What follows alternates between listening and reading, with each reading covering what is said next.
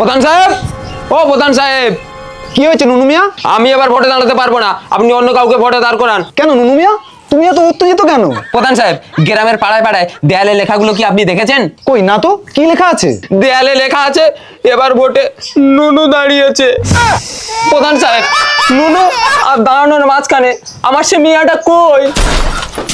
আচ্ছা আচ্ছা নুনু মিয়া, তুমি শান্ত হও, আমি লাগানোর ব্যবস্থা করছি। স্যার স্যার স্যার স্যার আমরা টিভিলেক্স নিউজ চ্যানেল থেকে এসেছি স্যার। দেয়ালে লেখা আছে এবার ভোটে নুনু দাঁড়িয়েছে, সেই নুনুটি কে স্যার? খবরদার, সিঙ্গেল ডাকবেন না, আমি সেই কিন্তু নুনু মিয়া। ও আপনি তাহলে সেই নুনু?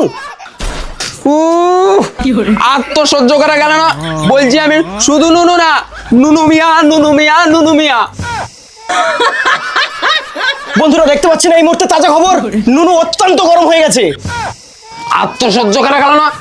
আরে নুনু, দাঁড়ান, বলের সাংবাদিক আছে। আরে নুনু ধৈর্য ধর, সামনে তো ইলেকশন। প্রধান সাহেব, আপনিও সেই সিঙ্গেল নুনু বলে ডাকলেন?